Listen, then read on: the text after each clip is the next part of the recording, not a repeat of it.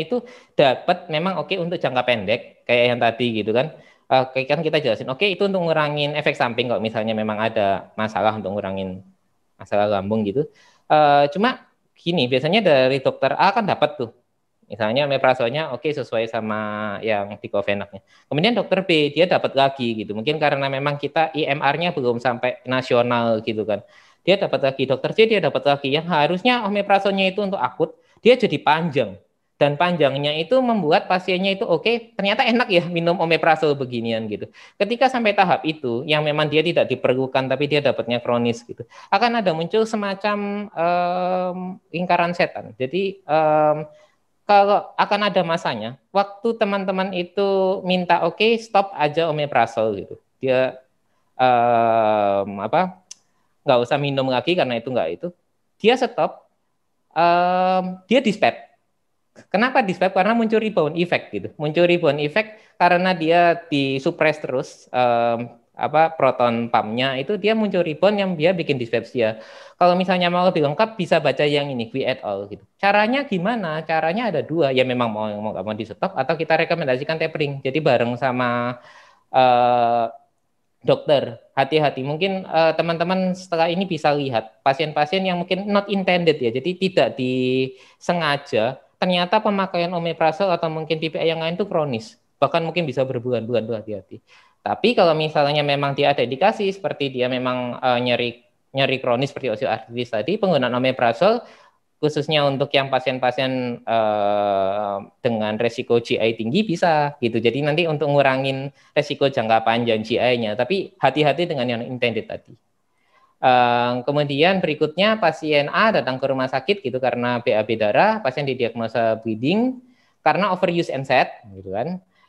Tapi pasiennya punya riwayat migrain gitu. Pasiennya punya riwayat migrain pada saat jam 2 dia ngeluh pusing sekali gitu kan. Nah, terus dokter jaga tanya, terapi yang lebih baik apa gitu? Apakah paracetamol, kalium diklofenak, etoricoxib, sumatriptan, atau betahistin gitu kan? Nah, lebih baik yang mana? Dia kan pasiennya posisi GI bleeding gitu. Posisi GI bleeding baiknya untuk meskipun mungkin tadi si diklofenak itu tidak anggapannya tidak resikonya lebih kecil ya untuk GI. Cuma karena ini posisinya GI, kalium diklofenak pada posisi ini bisa oke, lebih baik jangan gitu. Tapi bukan berarti dia nggak boleh. Bisa, cuma ya berarti kita meningkatkan resiko si ini gitu kan. Apalagi kalau misalnya dia masuk ke rumah sakitnya karena BAB darahnya kan gitu.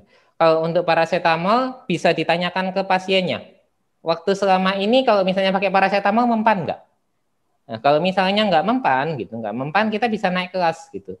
Bisa dok kalau misalnya etoricoxib gimana? COX-2 gitu. Jadi pada kasus ini COX-2 lebih favorable. Gitu.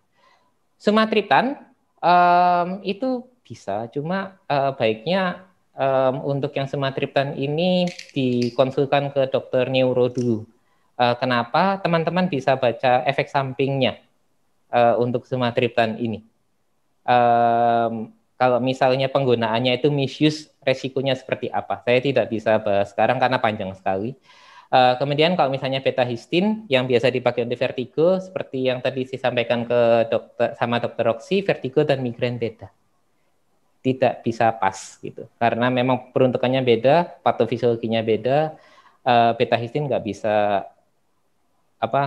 lebih less efektif lah kalau misalnya dipakai yang untuk migrain. Gitu. Dan ini untuk yang take home message, saya harap teman-teman setelah ini bisa lebih pakai yang diclofenac. Oke, kalau misalnya mau pakai diclofenacnya ini buat apa, yang itu buat apa gitu. Seperti yang teman-teman tahu bahwa diclofenac punya keunikan gitu dibandingkan dengan NSAID yang lain dan dia punya banyak jenis sediaan, jadi bisa dicocokkan dengan penyakit yang bisa lebih fit gitu kan. Kemudian dari sini jangan lupa setelah teman-teman tahu ini kembali ke prakteknya dan lihat apakah ada misuse NSAID di sana, apakah ada yang mungkin kurang pas di sana, apakah ada yang bisa ditingkatkan tentang terapi nyeri pasien baik yang akut maupun kronis seperti dicontohkan di migrain dan osteoartritis yang tadi sehingga pasien bisa memperoleh manfaat yang maksimal dengan resiko yang minimal. Ini referensi saya. Nah, ini yang tadi saya sarankan untuk baca, Go Prescribing Proton Pump Inhibitor. Dan terima kasih.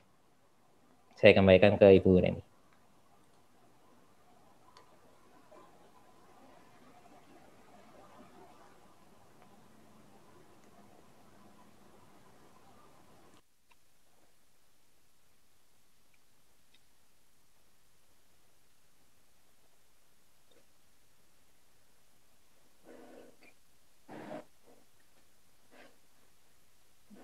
Terima kasih Pak Beni, materinya sangat menarik sekali. Saatnya mungkin kita akan diskusi. Mohon Dokter Sandra, kemudian Dokter Roxy, kita bergabung. Baik, Dok, kita diskusi Pak Beni, Dokter Roxy, kemudian Dokter Sandra. Ini ada beberapa pertanyaan.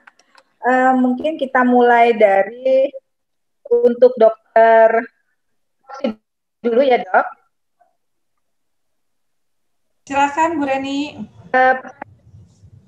Pertanyaan pertama, Dok, dari apoteker Noviar Antoni, Dok. Ingin bertanya, apakah benar migrain juga bisa disebabkan kebiasaan cara tidur yang salah? Misalnya selalu tidur tidak telentang, gitu, Dok. Bisa menyebabkan migrain.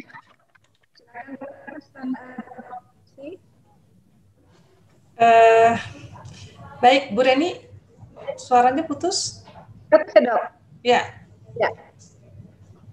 Jelas pertanyaannya, Dok? Ya, tapi saya cukup sudah membaca tadi ya pertanyaannya ya.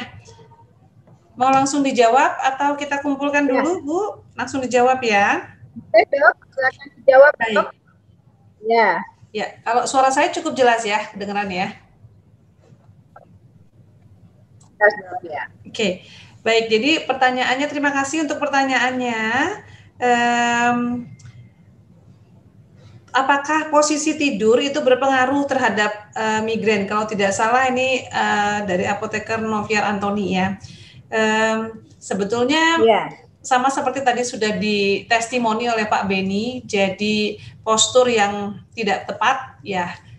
Misalnya penggunaan handphone, posisi tidur, dan sebagainya yang menyebabkan terjadinya spasme atau kekakuan dari otot-otot di servikal. Karena kalau servikalnya kena di C2 itu udah nyambung ke trigeminal. Jadi bisa related, bisa bikin nyeri kepala, walaupun mungkin bukan murni migrain ya. Begitu. Jadi bisa saja memang ada hubungannya. Ada hubungannya ya, Dok ya? Iya. Baik. Kalau untuk Dokter Sandra ini, Dok. Iya, Bu. Sandra? Iya. Ada pertanyaan dari apoteker Dina Andita, Dok. Ini menanyakan apakah sebenarnya yang terjadi dalam tubuh kita ini yang bisa membuat nyeri pada sendi. Apakah nyeri sendi dapat sembuh total, Dok? Ya, jadi kalau kita berbicara mengenai nyeri sendi, jadi tentunya yang paling pertama kali yang kita harus cari adalah penyebab yang melatar belakangi daripada nyeri sendi ini. Nah, dari situ mungkin dari mengetahui penyebabnya, kita akan mengetahui diagnosisnya dan melakukan tata laksananya. Nah, yang terjadi pada nyeri sendi ini, jadi ini hanya merupakan salah satu gejala dari banyak penyakit yang mungkin. Jadi diagnosisnya yang pertama kita harus cari dulu. Jadi apa yang terjadi pada persendihan tentunya adalah suatu proses peradangan. Peradangan, kemudian selain inflamasi, ada akumulasi cairan, itu juga bisa menimbulkan nyeri sendi. Nah, dari penilaian kita terhadap pola nyerinya dan sendi-sendi apa yang terkena, kita menegakkan diagnosis, sesudah itu kita memberikan terapi. Nah, apakah bisa sembuh atau tidak bisa sembuh, ini sangat tergantung dari jenis radang sendi atau jenis artritis yang diagnosis kita nanti apa. Jadi misalnya sebagai contoh kita ketahui seperti osteoartritis atau beberapa penyakit rematik autoimun seperti rheumatoid arthritis, itu kita tidak bisa katakan sembuh karena merupakan penyakit kronik. Cuma yang ingin kita capai adalah suatu kondisi remisi atau kondisi stabil. Ya. Berarti kita harus tahu dulu penyebabnya ya, Dok ya? Betul. Baik, Dok. Kemudian ini ada lagi pertanyaan, Dok. Aman nggak ya kalau untuk seorang yang menderita asam urat, kalau minum pereda nyeri, Dok? Atau bahkan biasanya masyarakat itu menggunakan juga kortikosteroid, Dok, seperti